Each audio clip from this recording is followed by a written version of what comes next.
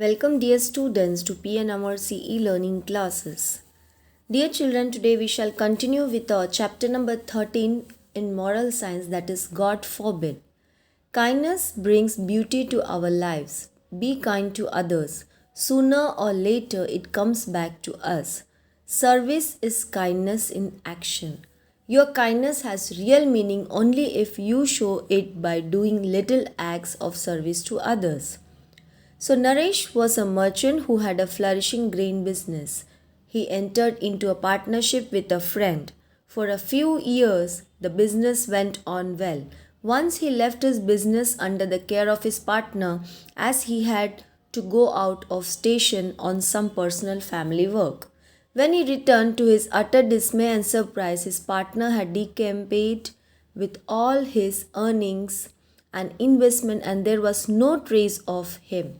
Trying to find him was as useless as hoping against hope. So he had no option but to start afresh from the first scratch with no investment. Starting with no investment was very difficult, so he thought it best to pay off his debt first with whatever little money he had. After paying all his debts, he found employment with one of the merchants with whom he had traded earlier. For some years, he worked on a meager salary. One day, Naresh was going to Gaya for some official work when his train met with an accident. A good man named Ramesh, who was the station master there, took him to his residence and treated him for about a month before he was ready to go back home. During the course of their morning walk, Ramesh asked Naresh what he would do if his employer had employed someone else in his place. Naresh said that he would try to find other employment. Ramesh asked him, why not try to get someone to help you become a merchant again?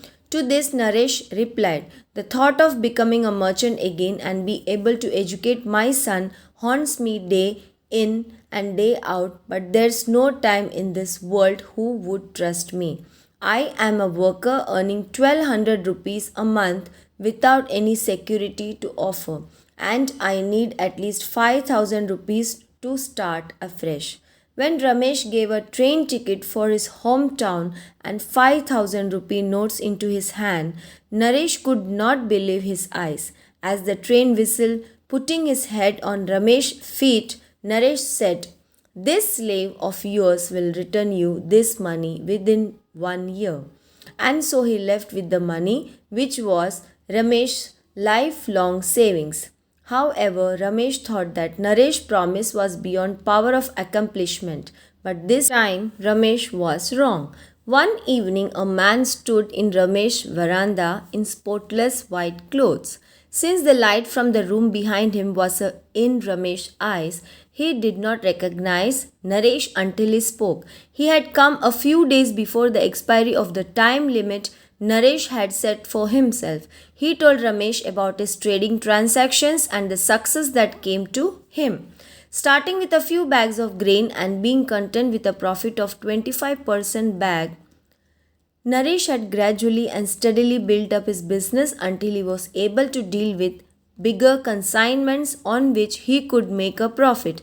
His son was house studying in a good school and he could now afford. He had built a new house and bought a big shop too. All this he had accomplished in a little under 12 months only.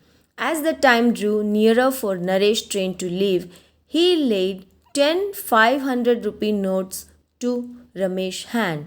Then he took out a purse from his pocket, held it out to him, saying that this is the interest calculated 25% that I owe you on the money you lent me. Ramesh, however, told him that it was not his custom to accept interest from his friends and return the purse back to him.